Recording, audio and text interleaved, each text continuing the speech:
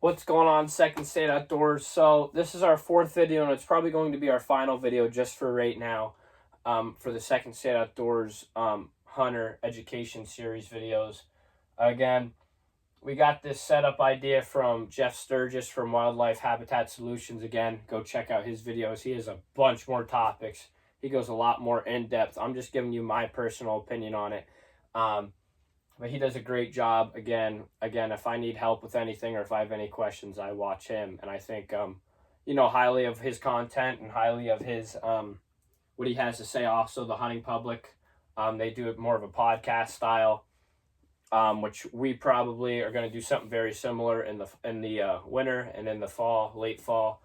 We're just all busy right now, so it's hard to get us all together again. Lastly, I apologize about our lighting. It's hard to film by yourself. But what's most important here is the content being discussed. So welcome back. Thanks for watching. So today's video is finding / tracking hit deer. I know a lot of people who have hit deer and couldn't find it, and it could be for a variety of different reasons. Maybe they don't know how to track deer. Maybe they're new to the game. Maybe they hit the deer bad shot placement, etc. Maybe it went on to the neighbors. You got to watch property lines, etc. All that stuff. But tracking and finding hit deer is truly an art in a sense. Like I said, I know people that are really bad at it, and I know people that are really good at it. Personally, I think I'm really good at it. I have a lot of experience with my own deer, and then with family and friends' deer. A lot of times they call me in if they want a second opinion on stuff. So, but it just came with years and years of experience, years and years of tracking ever since I was, my God, a very, very young age. Just tracking deer with my dad or my uncle or my grandfather, etc. I've always been around deer hunting for my whole life. So it's something I'm really passionate about, and then something I think I know a lot about just because I've been in the field for 15 years now. So, but anyway, finding, tracking hit deer, number one's blood. Blood's going to tell you everything you need to know. So, for example, a lot of people don't know this. Blood, if it has bubbles in it, it's a long shot, okay? It's a long shot. If it's maybe a little darker blood, might be heart, artery, stuff like that. Again, darker blood, heart, artery, lungs, going to have bubbles in it. If it looks like green or brown, it's a stomach shot. It's a bad shot. Maybe it's maybe you got the gallbladder, stuff like that. It's gonna be dirty. There might be waste on it, just because your stomach. Obviously, your waste builds up in your stomach, and then you excrete it. But stuff like that might be a stomach shot. So then we're gonna go over to shot placement. So shot placement should tell you everything. Obviously, if you're rifle hunting, it's hard to see kind of where you're shooting at. Obviously, you want to aim for the heart and lung area right here, that little sweet spot. Probably have a gap about like that big, probably about the size of a football. But shot placement's going to tell you everything. The bow, it's a little easier to see where your arrow goes in at and how that deer reacts to your shot placement. For example, 2 is going to tie into 3, and then 3, 2, and 1 are all going to go together. And then 4 and 5 is going to go in together. So everything connects here. It's like a big spider web at the end of the day. But number 3, I have run / tail. So again, that goes back to 2 shot placement. If you hit that deer back, I'd wait. Like, let's say you get all stomach, you hit it real back, you hit it high. I'd wait overnight, at least overnight. See what kind of blood you're getting. Maybe you caught an artery. Maybe it caught something, and there's no doubt that deer probably is going to die if you send an arrow right through its stomach. It's not going to be able to eat. It's just a matter of when. It might not die that night. It might take 3 days, etc., or it might survive. I know I've seen deer with 3 legs. I've seen deer with arrows barreled into their back straps. I've seen deer with arrows in their horns. I mean, these deer are truly amazing animals and what they can overcome. But how they run away is going to tell you a lot. So let's say if you shoot a lot of deer, they might jump up in the air. They might kick their legs out, do a high kick. That could be a good shot and it could be a bad shot. It's just all how they react. A lot of times, too, with your shot placement. You have to be very careful, especially if you're hunting in a tree stand with archery. A lot of those times, those deer are going to hear that bow come off, and they're going to sink. So you might need to hold that pin a little lower than expected, especially on your shot angle. Make sure you're shooting out of your tree stand, maybe at a target or something like that, so you just know your angle of trajectory. But a lot of those times, those deer are going to hear that bow go off before that arrow gets there, and they're going to sink. Obviously, with the rifle and a gun, you don't have to worry about that. But I know a lot of deer that have sinked and ducked arrows. And then back to shot placement. For example, the buck I shot this year, when I shot, he kind of hunched up and he kind of did a wheelie almost. That's usually a good shot when your deer hunches up and they pop a wheelie. That's usually you hit them really, really good. And I mean, that deer ran 5 yards and right there. It was a dead man running. That's what I like to call him. Deer went quick, shot him, did a wheelie, barreled, done. So again, shot placement's everything. And I don't have to tell you guys about shot placement. Obviously, if you're a hunter, you know where to aim, you know how you should aim, stuff like that. If you don't know where to aim, you really, really, really need to know where to aim before you go out, because you shouldn't be hunting if you don't know how to kill a deer ethically, quick, and where to shoot a deer, obviously, to kill it. Again, how the deer run off. If they jog off, they're probably not hit that bad. Or if their tail's up and they might jog off, you might have missed them completely. You might have just hit, the brisket, like stuff like that. Now, if they sprint off and that tail's up, or that tail's down, you probably hit them pretty good. That tail, again, is going to tell you everything. Going back to last video, that tail is going to tell you everything you really need to know.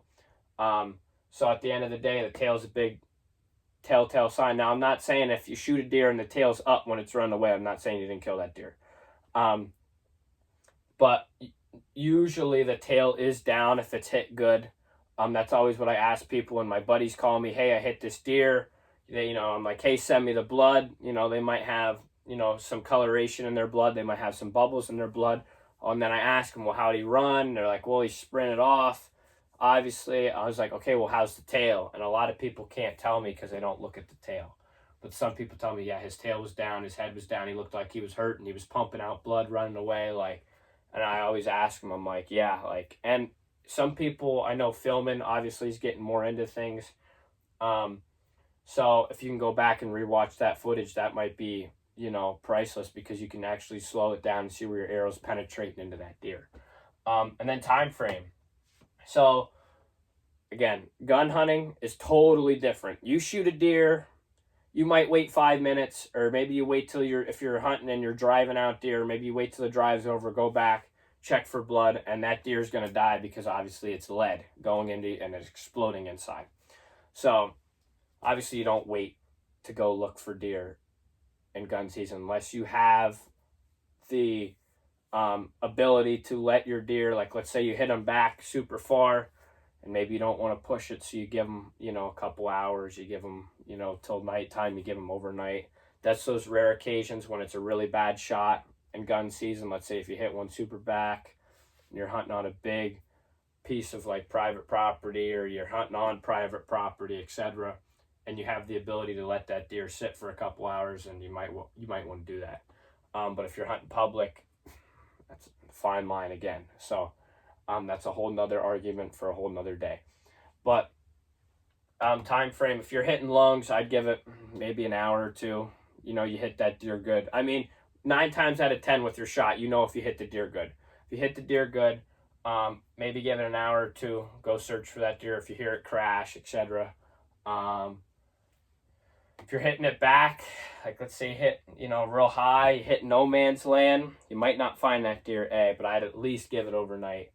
Or if you're hitting it way back, again, I'd give it overnight once again. But that kind of goes into 4, goes into 5 too. It's kind of your terrain. So I have wood/swamp just to say the terrain.